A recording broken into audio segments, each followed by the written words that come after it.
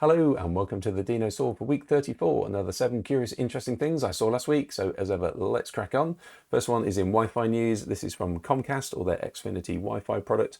And these have been around in a sort of you could do it yourself, but this is the first sort of commercial package I've seen this done in. Now this is a storm-proof Wi-Fi router, or at least a backup device. So if there is a power outage in your area through a storm, then or anything, then this will detect it and it will then kick in. There is a 4-hour battery, which is a little thing on the left hand side, and in that other thing, which is part of your network, there is a 5G SIM card. So it will then kick onto 5G and power it for 4 hours. So if you've got things like alarms or something that's very important that you have your Wi-Fi on for, then it will kick in and do that. Now in the advert it did show sort of children using iPads to carry on watching Peppa Pig or whatever. I suggest that's probably not going to happen because you're using your concurrent 5G network with the rest of the entire city, or at least your cell. So there you go. But I thought what was also interesting in this is the need for this, or at least to market it as stormproof, says a lot more about global warming and probably about American infrastructure than it does really about having a swanky new product. But it's neat anyway, so there you go. That's interesting.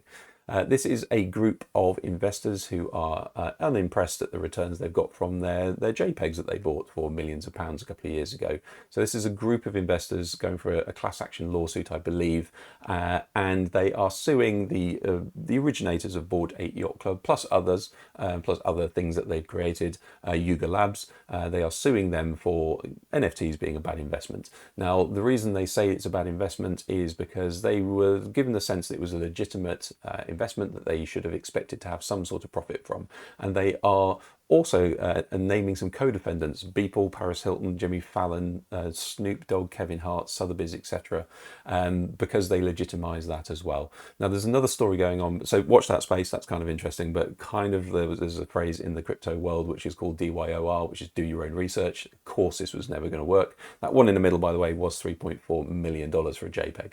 There's another thing going on in the NFT world right now, which is OpenSea, which is like the eBay of NFTs.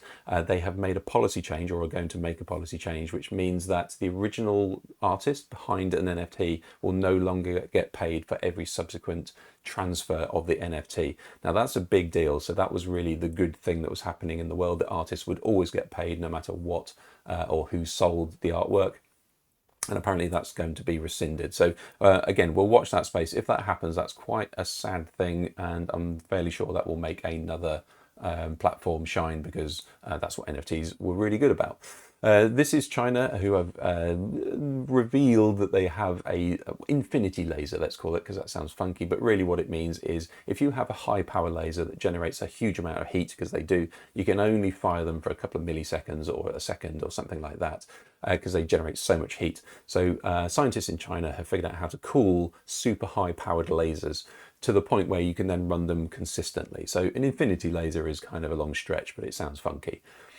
What that really means is they've figured out how to air cool the actual mechanism, but also inside the laser itself is a gas, and you run essentially photons through that gas a bunch of times until they become so powerful they escape the laser beam and they become this beam of very high energy light. Now that gas itself, as it's doing all of that work, gets very hot. So they've figured out a way to constantly renew the gas within the laser while still maintaining the properties of the laser itself. So we might be seeing super powerful weapons with laser beams in them pretty soon, rather than just the pulsing ones, which have shown some sort of benefits, should we say. However, if you're thinking there's going to be satellites in the sky shooting holes through cities, then the good news is that laser beams and the air don't get on particularly well. So they've only got an effective range of sort of tens of kilometers, if not that, if less. So there are other things you can shoot at you that is probably more effective. All weird stuff, but there you go. If you're into laser beams, that's a big story. Spotify, this is an interesting story about how humans have hoodwinked an algorithm, and I love this one. So this is Spotify, who have a noise problem. They have a white noise problem. This is specifically people just posting white noise up to Spotify and people listening to white noise as well. Now, why would you do that? Well, white noise can be useful for therapy, it can be calming, it can be all sorts of things, but essentially it's just white noise. It's fuzzy white noise. So lots of people are uploading it. It's easy to make. I've made some at the bottom. You can make it for as long as you want, and your sound program will generate as much as you want for free. What Spotify are doing at the moment is they're trying to promote podcasts because they want to be known for podcasts. So therefore their algorithm is promoting podcasts, but they don't monetize podcasts at the same level as music. So they're making less money from podcasts. But the people uploading white noise are essentially doing no work. They're using Spotify's own platform and they're making up to $16,000 a month on the revenue from their white noise. It's accounting for about 3 million essentially listener hours a day. And also you can see this is a playlist I'm looking at right now. It's got over 1 million likes. So people are actually loving it as well. So it's apparently that difference in the monetization level between podcasts and music is costing Spotify it's stopping them generating another 35 or so million dollars a year in revenue just because of white noise. And I love the way humans are doing this because that's just what the algorithm didn't expect to happen. This is a really interesting example of what one person can do. So this is Counter-Strike Go, or it isn't. This is a demo using Unreal Engine 5, to re-render one of the most famous maps, which is the Dust map, or this is the Dust 2 map. And what it's doing is one person, somebody called Nick, has recreated this entire map by themselves in Unreal 5 engine. Now, it's not actually the game, it is a demo of the game. It's playable, but it's not being released. It's just a demo at the moment. But when I first saw this, I thought it was somebody, quite frankly, taking the mickey, pretending to be a game and pretending to be a map. And I thought that was pretty good anyway. But then, yes, this is actually a physics demo that one person has created. So if you're thinking where the first-person shooter realism game is going, well, it's pretty much here right now. So watch that space. Just love that one person can now do this. We're seeing this also with generative AI, that it gives the power to one person to create what previously huge studios needed to do. Chrome 116, which is a new version of Chrome about to come out, will have quantum-proof encryption in it already. So let's just back up a little bit. What is that? So in the future, because it is probably going to be years, if not decades in the future, when quantum computers become deployable, probably by nation states, and you know probably the ones that will do it first, and they can be so powerful that they can decrypt or brute force algorithms that we're currently using for encryption.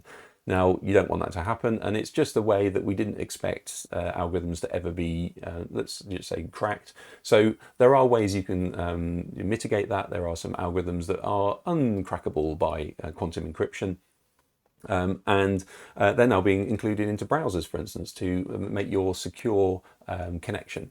So what Chrome are doing, or what Google are doing, is they're using a hybrid between the X25519, pretty snappy, and the Kyber 768, which is sort of the second up, which is a good compromise of security and difficulty. I won't go into them too much, but essentially what the elliptic curve algorithm is a way of basically encrypting things using this wonky curve. And if you draw a line through it, it gives you 3 points, depending on what the curve is, and you can define the curve as an algorithm, and then you can draw a line through it, and if they all sort of tally up, then it's all good.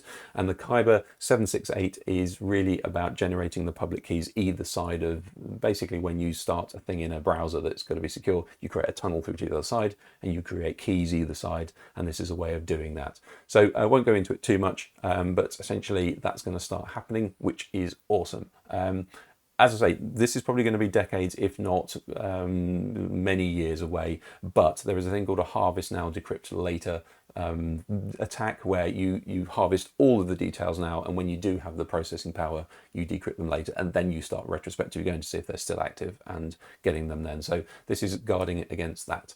And finally, TinkerCAD, which is my favorite kind of beginner's CAD program. If you're into 3D printing and you just print out things you find on the internet, this will probably be your gateway to designing your own things. It is free, it's dead easy to use. However, they've also just added a simulator mode. It's very basic, as you can see, but if you're doing your models or whatever, you can just quickly click on the button at the top, as you can see in the right hand side, the blue button, the falling apple, and it will give you a really, really crude but interesting simulator mode.